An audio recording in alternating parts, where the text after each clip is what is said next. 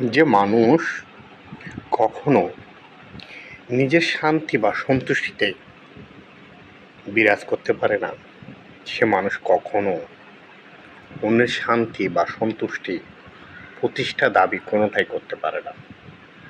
এই পৃথিবীতে তখনই শান্তি বিরাজ হবে যতক্ষণ না মানুষ তার নিঃস্বার্থের জন্য অন্যের ক্ষতি করা বন্ধ করে দেবে। মানুষের এই অদম্য ছাওয়ার ইচ্ছাটা যতদিন না বন্ধ হবে, ততদিন এই পৃথিবীতে শান্তি নামক বস্তুটি প্রতিষ্ঠিত হবে না।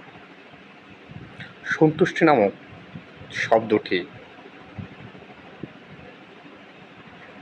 আমাদের মাঝে অবস্থান করবে না। আমাদের আগে, বিশেষ করে আমরা মানুষদের আগে নিজেকে শান্তি বা সন্তুষ্টি এই দুটো জিনিসের মধ্যে সখ্যতা সৃষ্টি করতে হবে।